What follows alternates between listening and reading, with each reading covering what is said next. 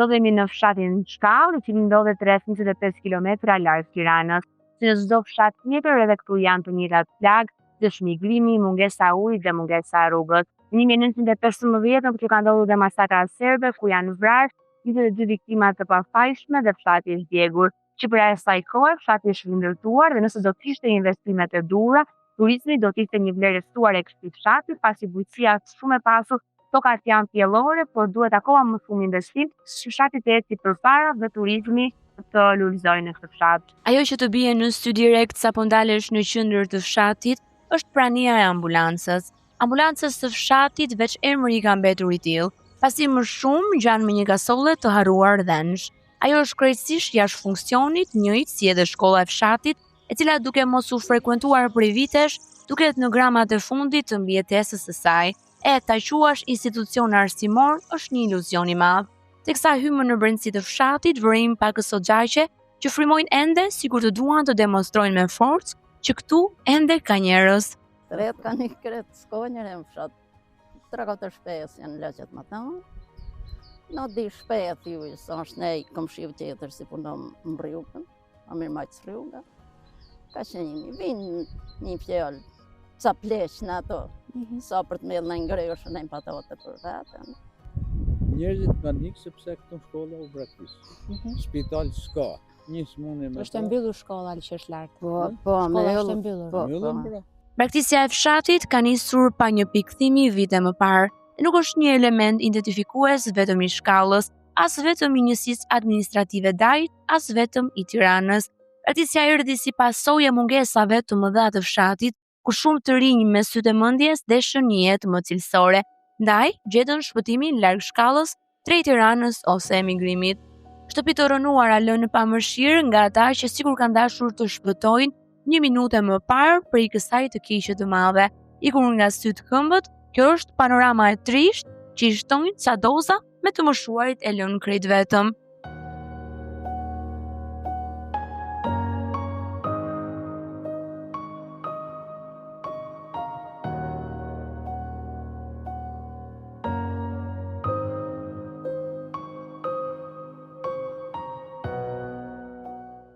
Si është dita për ju në fshatin Shkallë? Si e kaloni ditën? Si e kalojmë ditën me punë të shpes, me një kopsh si mellim, në një qep, në një patate, me çfarë kalojmë ditën? Si më keq e kalojmë ditën, si pensionista si një kot. Fëmijët këtu i keni? Sa je është sakt? Ka lindje në fshat? Ku ka lindje në fshat kanë ngel veç pleq, çfarë lindje shka në fshat? Nes lindin no. Tret kanë ik. Lindje ka fshati. Koha këtu nuk zgjedh gjinin mbi punën që duhen kryer gjatë ditës. Ndaj në fusha gjenë si gratë dhe burrat, duke punuar krap për krap pavarësisht moshës. Pjesa më e madhe e banorëve merren me bujqësi dhe blegtori, ndërsa prodhimet i përdorin kryesisht për vete dhe një pjesë i shesin në restorantet e zonës.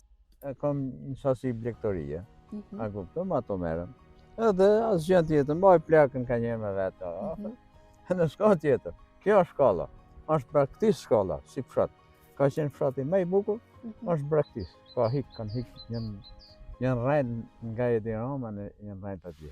Brava meje ndodhet edhe rezervuari i fshatit Shkallë, të cilët banorët e përdorin për të ujitur ato pak bimë të cilët ata i përdorin në bujqësi. Fshati Shkallë mbetet një fshat me histori, traditë dhe njerëz punëtor, por si shumë zona rurale përballet me mungesën e investimeve. Banorët që kanë mbetur vazhdojnë të jetojnë me tokën dhe baktin, duke shpresuar që një ditë fshati të rikthehet sërish në jetë. Kam ndërtuar fermë, merr me bashkëtrimin e të imtave, kryesisht me dhit. Punoj edhe si mësues, po këtu në fshat. Jemi mundu me gjetë mundësi punësimi. Edhe kjo ferma na zhduk si më fitim për urse. U bë disa vite. Unë kam kryesisht kam dhit, kam edhe lopët. Sa krerdi keni? Kam mbi 100 krerdi. Punojmë me restorantet e zonës, i furnizojmë me qumësht, me mishin edhe me bylmet. Sa familje kanë ngelur në fshat?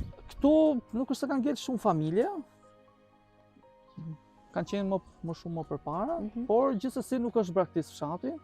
Edhe ato që kanë ikë poshtë, duke qenë se jemi pranë Tiranës, vinë fundjavave, punojnë këtu në fshat, bjellin,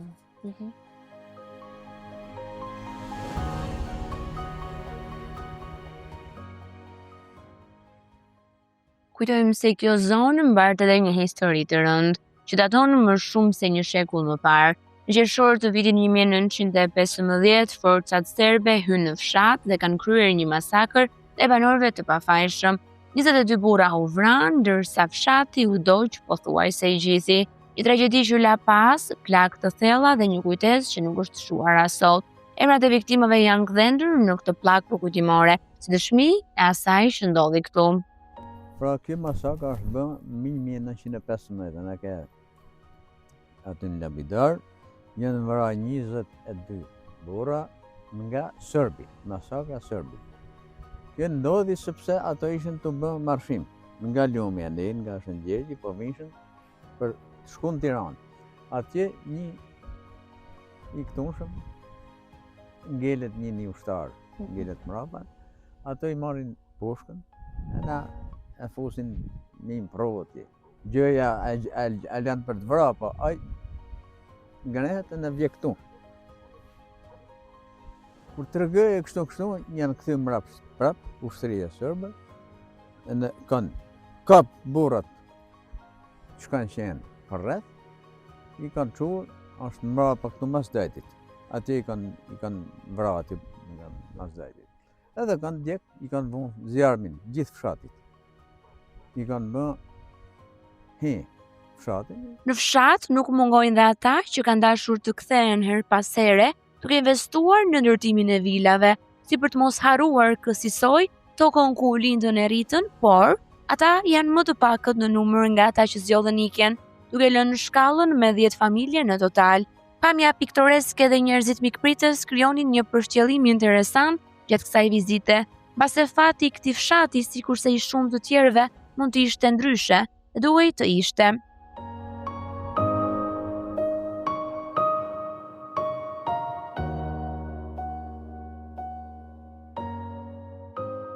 Nëse dikush do të donte që të zhvillohej dhe fshati dhe qyteti i njëjtë si premtimi i 2015-s, fiks pas reformës territoriale që fshatit nuk do t'i mungonte asgjë, por ne shqiptarët vuajmë nga diçka. Memoria fat shkurtër kolektive ku premtimet i merrera.